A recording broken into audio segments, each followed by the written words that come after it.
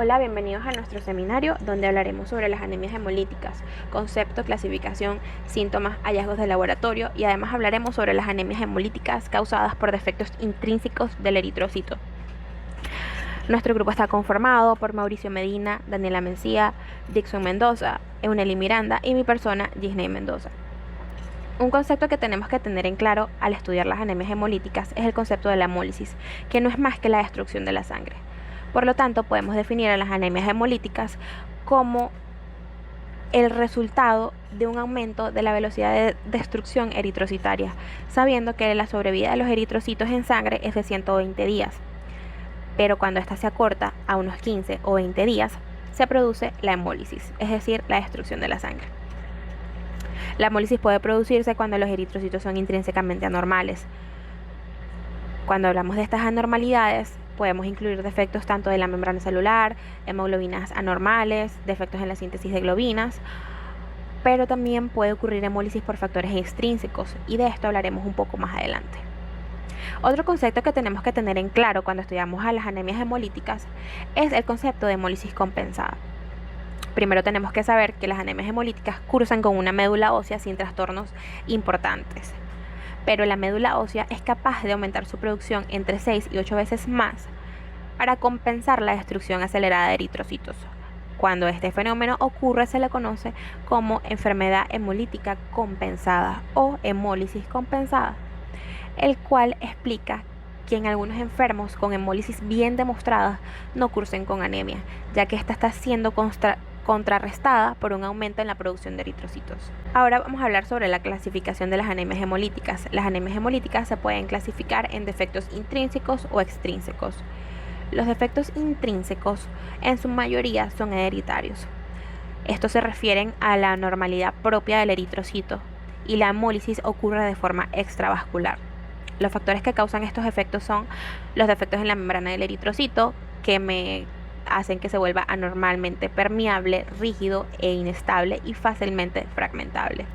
También tenemos los defectos de estructura o producción de hemoglobina.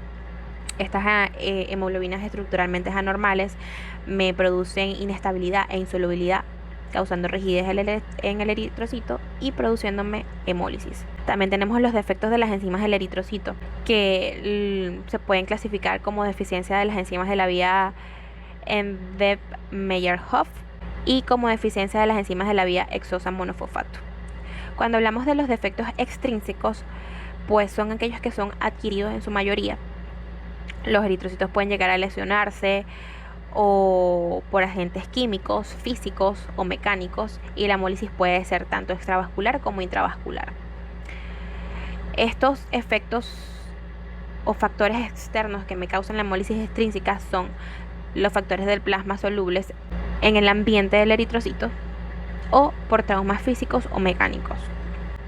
Los síntomas clínicos presentes en las anemias hemolíticas son los generales, los clásicos de un síndrome anémico, es decir, palidez en la piel, mucosas, astenias, disnea, palpitaciones, cefalea, falta de conocimiento, insomnio. Pero en el caso de las anemias hemolíticas crónicas de origen genético, el cuadro clínico presenta ictericia, esplenomegalia y litiasis biliar frecuente. Los síntomas dependerán de la severidad de la hemólisis y de la capacidad compensadora medular. Los hallazgos típicos del laboratorio que va a presentar una anemia hemolítica se va a dividir en dos grupos. Aquellos hallazgos que tienen que ver con el aumento de la actividad de la médula y aquellos que tengan que ver con el incremento de la destrucción de eritrocitos. Cabe destacar que estos dos unidos van a dar como resultado final disminución de hemoglobina, hematocritos y cuentas de eritrocitos, por lo tanto anemia. En cuanto a los hallazgos relacionados con el aumento de la actividad de la médula, tenemos hiperplasia eritroide normaloblástica en la médula, reticulocitos aumentados en sangre periférica con un índice de producción de reticulocitos mayor a 2, el cual va a ser característico y diferencial en otras anemias porque es la única que maneja valores tan altos. Policromasia notable, presencia de eritrocitos nucleados por la sobrecarga de trabajo hematopoyético que está realizando la médula, así como leucocitosis por la misma razón de este sobrecargo. En cuanto al incremento de los hallazgos por incremento de la destrucción de eritrocitos, son menos específicos, pero unidos con los ya antes mencionados van a a dar un mayor indicio de que existe una anemia hemolítica. Esto sería anemia, esferocitos, esquinocitos u otros tipos de anemias de malformaciones en eritrocitos relacionadas con anemias hemolíticas, urobilinógeno urinario y fecal aumentado, bilirrubina no conjugada aumentada y LDH en suero aumentado. Recordemos que en anemias hemolíticas hay hemolización extra e intravascular. Intravascular va a ocurrir dentro de los vasos sanguíneos. Este tipo de anemias tiene sus pruebas específicas y hallazgos importantes para este tipo intravascular serían hemoglobinemia, hemoglobinuria, hemocidenuria, metahemoglobinidemia, disminución de aptaglobina y de la hemopepsina. Además se puede realizar lo que sería la prueba de supervivencia del eritrocito para confirmar la presencia de hemólisis. Este se realiza extrayéndole una muestra del paciente y marcándola con cromo radioactivo, que sería el cromo 51. Ese mismo se le administra ya marcado al paciente y en tiempos consecutivos se le va midiendo la cantidad de cromo radioactivo que el paciente está expulsando. Lo normal es que lo haga dentro de 20 o 25 días. Si existe hemoglobina, hemólisis, los valores diarios van a ser mayor a 1%. Y por último tenemos lo que es la prueba de COMS, el cual este reactivo está impregnado con anticuerpos de animales inmunizados en contra de IgM y IgG o complementos que se unen a este antígeno, que se unen a este tipo de antígenos y aglutinan cuando el resultado es positivo y no lo hacen cuando es negativo. Buenas tardes, mi nombre es Euneli Miranda y les vengo a hablar sobre la esferocitosis hereditaria. La esferocitosis hereditaria es un trastorno hemolítico de tipo autosómico dominante en un 75% de los casos. El otro 25% de los casos son de tipo autosómico recesivo. Estando la translocación en el cromosoma 8 está caracterizado por una anemia, por una ictericia acolúrica, esplenomegalia y hay presencia de esferocitos en la sangre periférica. Hay un aumento también de la fragilidad osmótica eritrocitaria. Los esferocitos son atrapados selectivamente en el vaso y son hemolizados, pero al esplenectomizar al paciente, dichos esferocitos tienen una sobrevida casi normal. La etiología. El defecto de la membrana se expresa como una disminución del área de la membrana del eritrocito por fragmentación. Entonces, los esferocitos tienen una pérdida de fosfolípidos y colesterol de aproximadamente de un 15 a un 20% y se caracteriza por tener la permeabilidad aumentada al sodio y al potasio. Este influjo excesivo de sodio estimula la bomba sodio-potasio, presentando un aumento en el transporte activo de ambos cationes, lo que esto conduce a un aumento de la glicólisis y de la producción de ATP, lo cual es necesario para que funcione la bomba sodio-potasio ATPasa. Entre otras de las características de los esferocitos tenemos que presentan una disminución moderada de los niveles de 2.3 difosfoglicerato por activación de la 2.3 difosfoglicerato fosfatasa inducida por el pH ácido intraeritrocitario. Se observa también una deficiencia de espectrina que es secundario a un trastorno de la síntesis del eritrocito. Y en otros casos de esferocitosis hereditaria se ha detectado un aumento de la unión de la espectrina a la membrana, lo cual dificulta la extracción de la misma. Ahora, la fisiopatología. El principal problema del esferocito es que no es lo suficientemente flexible para atravesar los sinusoides esplénicos, donde pueden ser detenidos por un tiempo variable. Como los esferocitos tienen un aumento en el transporte activo del sodio y el potasio, pueden depletarse más rápidamente del ATP durante la eritrostasis esplénica, por disminución de los niveles de glucosa en el ambiente esplénico, que es lo que se le llama condicionamiento esplénico. Entonces, al reducirse los niveles de ATP, disminuye el funcionamiento de las bombas de sodio-potasio y del calcio. Esto conduce a una ganancia de sodio y agua por el esferocito o en este caso por el eritrocito, lo cual genera que se hinche y dándole la forma de esferocito, de globo. Ahora bien, posteriormente, al impregnarse la membrana de calcio por disminución del funcionamiento de la bomba respectiva, habrá una pérdida excesiva de potasio y de agua, lo cual genera que el eritrocito se deshidrate y se deshinche. Entonces, la ganancia de sodio es insuficiente para que ocurra la hemólisis. Sin embargo, la depresión metabólica los afecta de tal manera que los hace más inestables y se fragmentan excesivamente. Los lípidos de la membrana se pierden mucho más rápido que en un eritrocito normal. Ahora, ¿cómo lo diagnosticamos en un laboratorio? En estos casos es usual observar una hemoglobina entre 8 y 12 miligramos de cilindro. Hay una reticulocitosis que es mayor de 6%, y tenemos también hiperbilirrubinemia. Ahora bien, como prueba es usual el frotis de sangre periférica, ya que muestra la presencia de esferocitosis en el 85% de los pacientes. Pero es importante resaltar que el otro porcentaje presenta microesferocitosis hipercromáticos, pero que estos pueden estar dispersos en el frotis de sangre periférica, lo cual hace que se escapen a la observación del analista. Y si siendo esta la patología o lo que padece el paciente, pues dificulta así su diagnóstico. Ahora bien, otra de las pruebas que se le realiza al paciente es la prueba de concentración de la hemoglobina corpuscular media, o mejor conocida como CHCM, y que esta se encuentra aumentada a más del 36% en más del 50% de los casos, probablemente como resultado de la deshidratación celular. Es importante resaltar que conseguiremos un HCM y un BCM normal. ¿Cuál es la prueba que es confirmatoria para esta patología? Tenemos que la curva de fragilidad globular incubada es la prueba de laboratorio más importante para el diagnóstico de esferocitosis hereditaria, y que esta curva es casi siempre positiva, aún en casos de hemólisis ligera. Solo de un 20 o un 25% de los casos con esferocitosis hereditaria tienen la curva de fragilidad osmótica no incubada normal. El contenido intraeritrocitario del sodio está normal o ligeramente elevado, mientras que el contenido de agua y potasio está bajo. El defecto de la esferocitosis hereditaria se expresa solo en los eritrocitos circulantes. La eritrocitosis hereditaria es una anemia hemolítica congénita que se caracteriza por la presencia de eritrocitos ovalados o elípticos en el frotis de sangre periférica. Se presenta en todas las razas y grupos étnicos. Asimismo, se hereda como un carácter autosómico dominante, exceptuando por el tipo melanesio, el cual se hereda como carácter recesivo.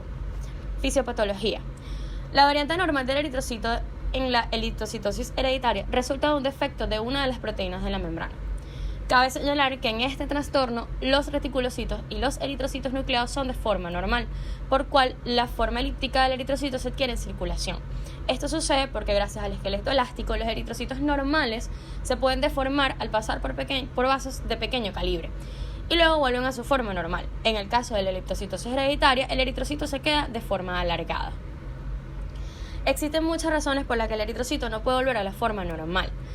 Uno de los principales es el defecto de una de las proteínas de la membrana. Asimismo, hay disminución en el vínculo de los dímeros de espectrina para formar tetrámeros debido a la cadena de espectrina defectuosa.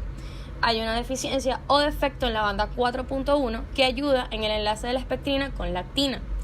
Así también se han identificado anormalidades de las proteínas integrales que incluyen deficiencia de glucoforina C, proteína de transporte de aniones anormal. Cada uno de estos defectos puede conducir a roturas esqueléticas capaces de hacer que la célula adquiera forma elíptica o se fragmente, o ambas cosas, bajo el estrés de la circulación según el grado de defecto. Datos clínicos. En 90% de los pacientes no se presentan signos de hemólisis, aunque la supervivencia del eritrocito puede estar disminuida. La hemólisis suele ser leve y bien compensada por médula ósea. La variante de liptocitosis hereditaria esferocítica constituye un tipo relativamente poco común de liptocitosis hereditaria caracterizada por presencia de hemólisis, a pesar de que hay cambios mínimos en la morfología del eritrocito. La variante del sudeste de Asia, que es la liptocitosis hereditaria estomatocítica, se caracteriza por un componente hemolítico leve o ausente. Las células de la liptocitosis hereditaria se aglutinan pobremente con antisueros contra antígenos eritrocíticos. Se supone que esto se debe a un movimiento lateral defectuoso y al agrupamiento de antígenos de superficie vinculados con una proteína normal de banda 3. Datos de laboratorio. El hallazgo de laboratorio más consistente y característico en todas las variantes de la liptocitosis prominentes son los eliptocitos, que también se pueden encontrar vinculados a otras enfermedades, pero en estos suelen constituir menos del 25% de los eritrocitos. La eliptocitosis adquirida se ve en las anemias megaloblásticas y en anemia con deficiencia de hierro. En contraste, en la eliptocitosis hereditaria, los eritrocitos constituyen más del 25% de los eritrocitos y más del 60%. Asimismo, hay un aumento de la fragilidad osmótica de los mismos. Los subtipos clínicos. Tenemos eliptocitosis común, un gen anormal. Tenemos un portador silente. Se caracteriza porque los individuos afectos tienen una morfología eritrocitaria normal, no padecen de hemólisis, pero se pueden demostrar defectos a nivel del citoesqueleto de sus eritrocitos. La liptocitosis común leve se caracteriza porque los pacientes no tienen ni anemia ni esplenomegalia, pero hay una hemólisis compensada. Estos pacientes pueden presentar crisis hemolítica después de infecciones, embarazos, deficiencia de vitamina B12, entre otros. La eritrocitosis común con poiquilocitosis infantil se caracteriza por una anemia hemolítica moderadamente severa con ictericia y eritrocitosis, poiquilocitosis y fragmentación de eritrocitos. La eritrocitosis común con diseritropoiesis se manifiesta como una eritrocitosis típica acompañada de crisis esporádica de hemólisis, con características de eritropoiesis inefectiva. También tenemos de dos genes anormales: la eritrocitosis común homocigota, que cursa con una anemia hemolítica severa, marcada fragmentación, poiquilocitosis, eritrocitosis y esferocitosis. Y la piropoiquilocitosis hereditaria, que es una anemia hemolítica severa desde la infancia, con marcada fragmentación, poiquilocitosis, eritrocitosis y esferocitosis. Estomatocitosis hereditaria es una membranopatía congénita muy poco frecuente, es de herencia autosómica dominante y su manifestación principal es la presencia de glóbulos rojos en sangre periférica que tienen una palidez central alargada en forma de rendija o de estoma. El origen de esta enfermedad es bastante desconocido, sin embargo se ha logrado demostrar que algunas anormalidades en los lípidos de membrana pueden inducir la estomatocitosis. Sin embargo, pacientes con lípidos de membrana normales también han desarrollado estomatocitos. De igual manera, existe una deficiencia en la proteína integral estomatina o proteína de banda 7 que también puede ocasionar estomatocitosis, y al mismo tiempo existen pacientes que tienen niveles normales de estomatina y también desarrollan estomatocitosis. En la estomatocitosis hay una entrada normal de sodio y una salida insuficiente de potasio. Esta deficiencia trae como consecuencia que la célula no pueda mantener la osmolaridad intracelular, por tanto se llena de agua, se hincha y se forma un hidrocito. Esta célula, también llamada estomatocito, son unicóncavas, tienen formita de taza y cuentan con la hendidura o la boca o rejilla que ya habíamos mencionado anteriormente, que son la característica de este tipo de células. Los estomatocitos son células osmóticamente frágiles y tienen menos capacidad para deformarse que unas células normales. Por esta razón, ellas quedan atrapadas en el vaso, donde recordemos que se tiene un ambiente bajo en glucosa y la circulación es más lenta. Este ambiente bajo en glucosa trae como consecuencia un agotamiento rápido del ATP que está disponible en la célula, porque recordemos que la célula está utilizando ese ATP de manera constante para intentar mantener la osmolaridad. Al agotarse el ATP, la bomba ya no puede mantener el equilibrio osmótico y la célula muere por lisis o por fagocitosis. En esta condición la anemia suele ser entre leve y moderada. Esto por supuesto en función de qué tan pronunciada sea la hemólisis que esté presentando el paciente. Se pueden requerir en algunos casos transfusiones ocasionales. Esta condición suele cursar con esplenomegalia, hepatomegalia y en algunos casos se presenta litiasis biliar. Recordemos que esto es una condición derivada de la hemólisis. La esplenectomía es un tratamiento que se ha propuesto por mucho tiempo y la respuesta en este caso particular es variable. En algunos casos la hemólisis mejora notablemente, mientras que en otros solamente se gana una mejora parcial poco sustancial de lo que sería la vida promedio del eritrocito. A pesar de todo esto, en la actualidad la esplenectomía está contraindicada en estos pacientes debido a que existe un altísimo riesgo de problemas trombóticos, arteriales y venosos. En cuanto a los hallazgos de laboratorio, principalmente tenemos la presencia de estomatocitos en frotis de sangre periférica en gran cantidad, estamos hablando de entre 10 y 50%. Debido a la hemólisis tenemos una hemoglobina baja de entre 8 a 10 gramos sobre decilitro, tenemos también una reticulocitosis moderada y una bilirrubina aumentada. Como habíamos ya mencionado, los estomatocitos son células que se encuentran hinchadas, llenas de agua, por tanto el CHCM está disminuido y puede presentarse macrocitosis. También es importante realizar un diagnóstico diferencial, ya que existen otras patologías en las cuales pueden presentarse estomatocitos en el frotis de sangre periférica. mención especial a la serocitosis, que es básicamente lo inverso a lo que hemos hablado aquí. En el caso de la serocitosis ocurre una deshidratación del glóbulo rojo y se caracteriza porque los estomatocitos no superan el 10% y el CHCM se encuentra aumentado. Muchas gracias por su atención.